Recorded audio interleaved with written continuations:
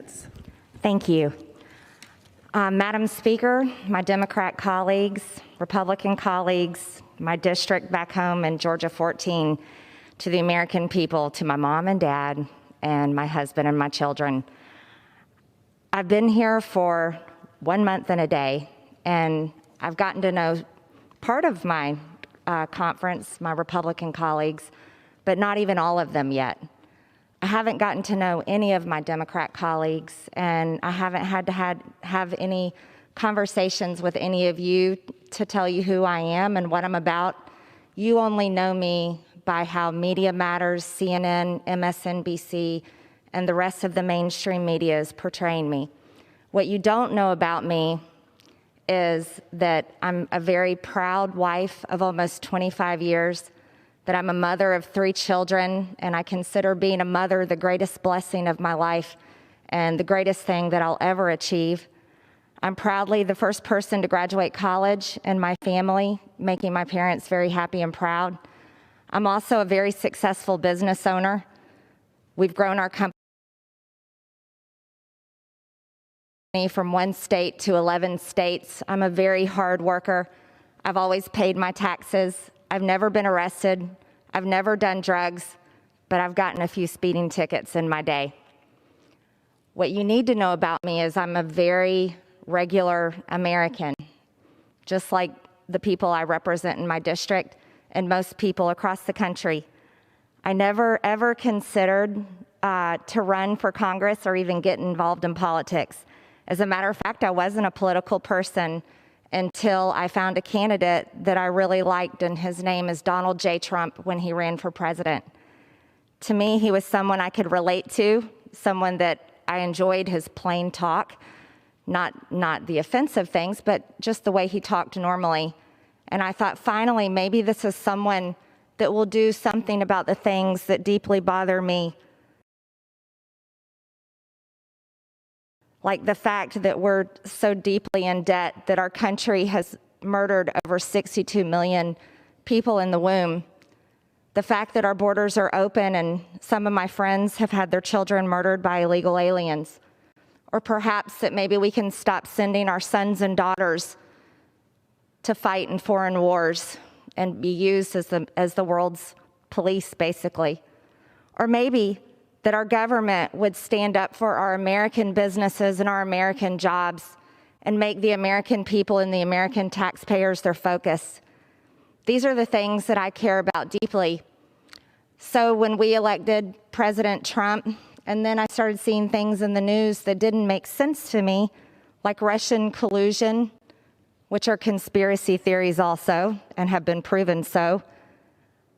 These things bothered me deeply, and I realized just watching CNN or Fox News, I may not find the truth. And so what I did is I started looking up things on the internet, asking questions like most people do every day. Use Google. And I stumbled across something, and this was at the end of 2017, called QAnon.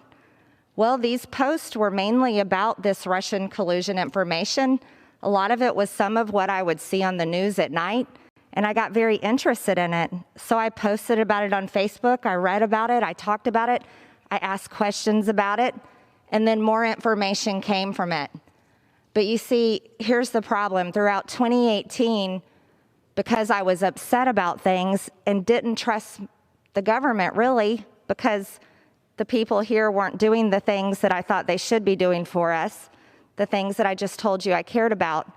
And I want you to know, a lot of Americans don't trust our government, and that's sad. The problem with that is, though, is I was allowed to believe things that weren't true, and I would ask questions about them and talk about them. And that is absolutely what I regret.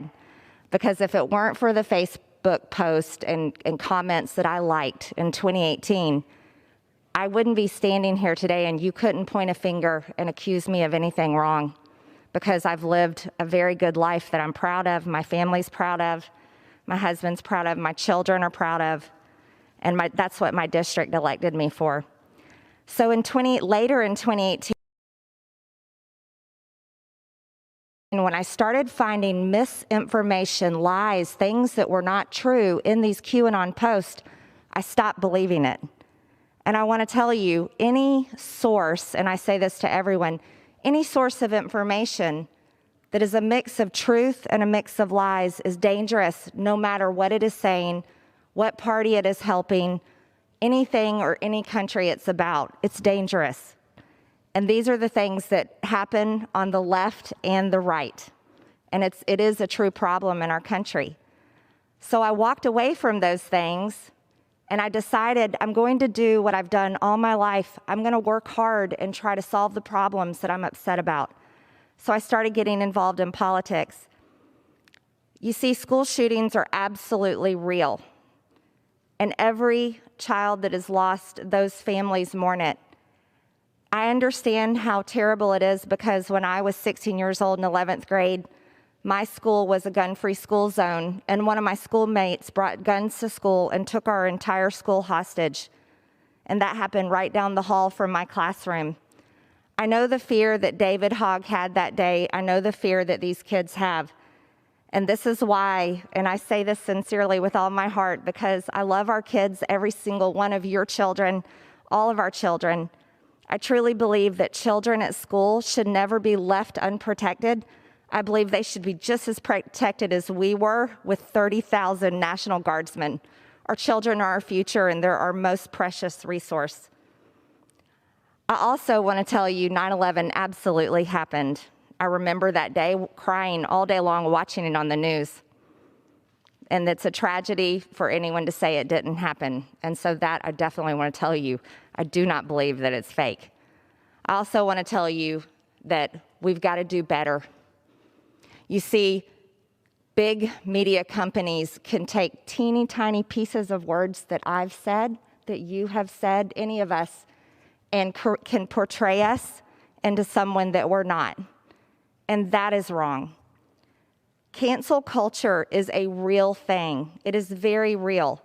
And when big tech companies like Twitter, you can scroll through and see where someone may have retweeted porn. This is a problem. This is a terrible, terrible thing.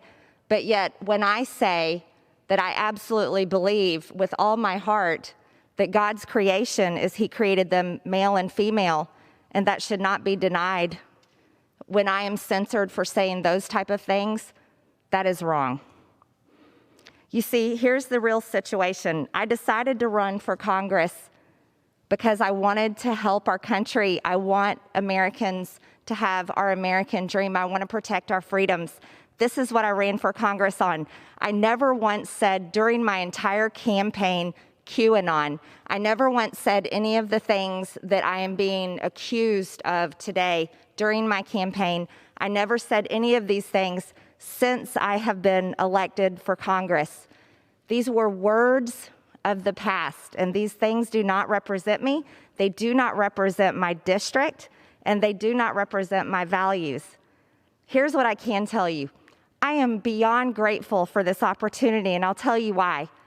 I believe in God with all my heart, and I'm so grateful to be humbled, to be reminded that I'm a sinner and that Jesus died on the cross to forgive me for my sins.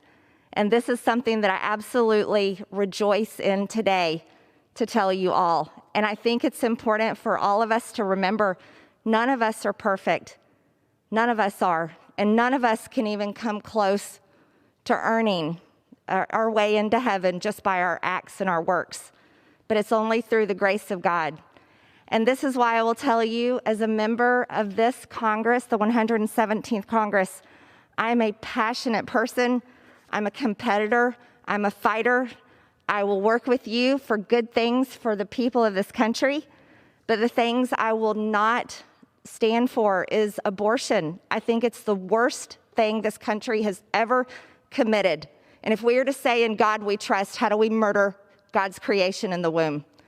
Another thing I will say to this body is I want to work with all of you for our people.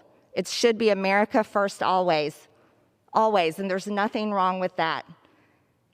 And if this Congress is to tolerate members that condone riots that have hurt American people, attacked police officers, occupied federal property, burned businesses and cities, but yet wants to condemn me and crucify me in the public square for words that I said and I regret a few years ago, then I think we are in a real big problem, a very big problem.